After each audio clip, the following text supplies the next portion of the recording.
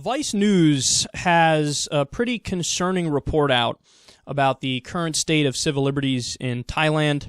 They say, quote, Thailand's 87-year-old king is revered by many Thais, but on Friday, military courts sentenced a Thai man and woman to 30 and 28 years in prison for insulting the monarchy on Facebook.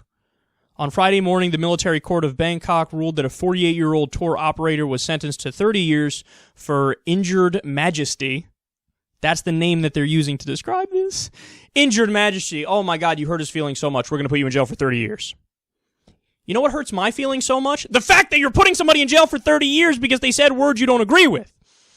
They continue. A few hours later, another military court found a 29-year-old hotel employee guilty of 7 counts of injured majesty. She was sentenced to 28 years after also pleading guilty. Friday's 2 sentences come just a few days after a man with a long history of mental illness was sentenced to 5 years in prison for allegedly slashing a portrait of the king and queen, and only a few months after a businessman in the northern city of Chiang Rai was sentenced to 25 years for posting allegedly defamatory Facebook messages about the monarchy. Let me just say real quick, they say that this guy has a documented history of mental illness. I think he might be the only sane person there. Because he's slashing pictures of the king. I'd be slashing pictures of the king if I was there. Fuck that guy. Fuck him. Now, see, this is the problem, man. The problem is mass hysteria and groupthink. And how I would define laws like this and actions like this, it's very simple. This is a state religion. That's what this is. See, oftentimes, and atheists have brought this point up time and time again, and I think they're totally correct when they bring it up. A lot of times people say, well, you know, atheists do atrocities too, of course. And that is true. Atheists have done atrocities, no doubt about it. But typically when you scratch the surface or you look behind the curtain, what do you find out very quickly when you research any given case of this? Take communists, for example. Unquestionably, you know, Stalin was an atheist, and that was the predominant philosophy in the Soviet Union at the time, atheism. And they did atrocities. But what are people missing? Communism played the role of a state religion. So what happened is you still had that core problem, the core problem of belief without evidence, dogmatic doctrines. So communism is belief without evidence, and it's a dogmatic doctrine, and it functions in the same way that fundamentalist Christianity or fundamentalist Islam functions. It works the exact same way. Oh, the head of state is the god. Oh my God, Stalin, the dear leader. He's the only one. We got to rent our minds out to him, and we got to worship him. And that's exactly like it functions in fundamentalist religion. Some people say, hey, fascist. Now, that's actually a different story because the overwhelming majority of Nazi Germany was Christian, and they had a mix of beliefs too. They believed also in German mysticism, which is fairy tales about this previous age where the Aryans led the world, which, by the way, never existed.